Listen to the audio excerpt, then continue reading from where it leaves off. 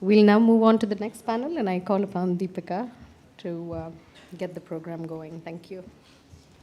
We'll now move on to the second part of the discussion on community integration and participation. For this session, we will focus on our partners in the Western, Central, and Northeast Indian belts. We will start off the session with a brief note by Gautami, who leads our chapter in Maharashtra. Good afternoon. I speak here on behalf of the team who's working in Maharashtra. I support them, but the work I'm talking to you about is what is done by them, and I apologize that they are not here to speak for themselves. The Banyan started in Maharashtra in 2017 with Dr. Asha Banu's project in Aghai, and we started with a community health program which started with 5 women in a home again in 2019, has moved about a bit before settling in as of date, with 33 women in 5 homes in Ratnagiri, which is a town on the coast of southern Maharashtra. There are 8 men in a home again in just outside the city of Pune, which is a little inland. And the community health program continues in Aghai, which is geographically 100 kilometers outside, beyond the capital of Maharashtra, which is Mumbai, but developmentally really on another planet. The social life of our clients, as the others have been sharing, includes getting invited to local weddings, going sightseeing. This is the Thibau Palace in Ratnagiri, where the British imprisoned the last Burmese king. They go to the local temple. One of our clients is part of the choir, goes to the church every Sunday. They take part in festivals amongst themselves as well as with neighbors. They go out for a meal sometimes or a snack to a local restaurant. Of course, to the beach in Ratnagiri. They form friendships with their neighbors. We've had a marriage proposal come in from the aunt of a potential groom, and it caused a lot of excitement both in the team and amongst the clients. Unfortunately, the boy refused, but now we know that we have something else to look for.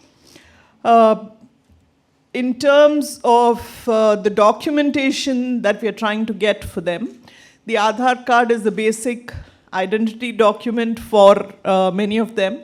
There are several problems which the panelists have been sharing, including the fact that some of them in a previous life, they had the Aadhaar card, but they don't remember it, they don't remember the details. But we cannot issue a new Aadhaar card because they already, on the records, they already have it. This is one of our clients getting her biometrics measured for the Aadhaar card.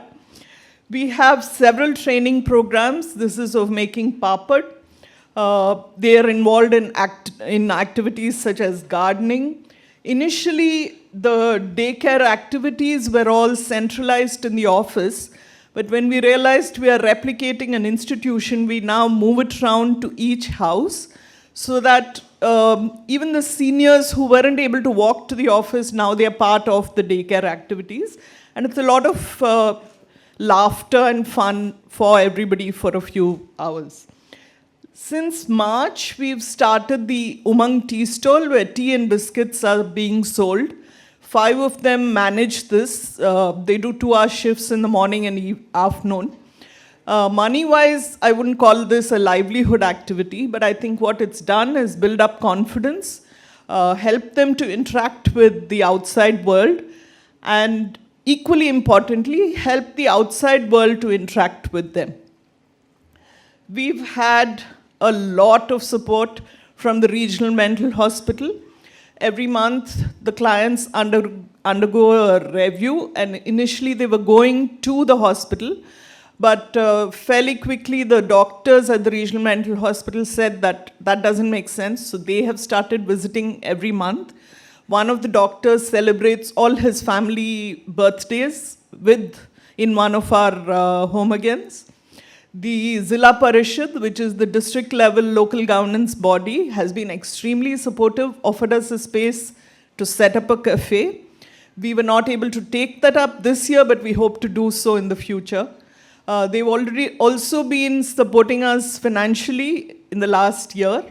The local village panchayat has been helping us with all the documents needed to start the tea stall. And that started the conversation with them about other things as well, about mental illness, etc. The house owners are now friends and drop in for a visit, look out for our clients.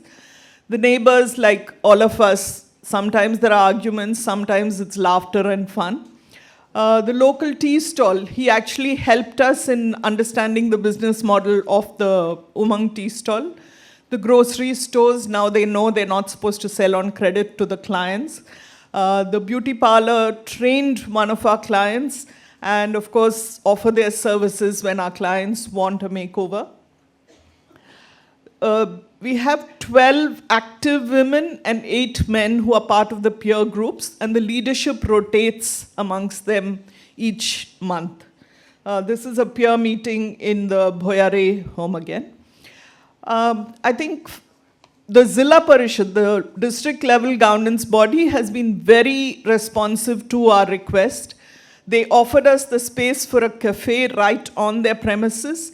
Our clients were not confident enough to run it. I think once they run the tea stall for a bit, they'll be ready then next year or the year after to run this cafe. We found that the attitudes of the doctors has changed. And the last time we visited with our clients in the general hospital, one doctor was explaining to the other about mental illness, about the work of the Banyan. And I think that really is what we are aiming for, that our work speaks for itself. We don't have to speak. Thank you. Thank you, Gautami.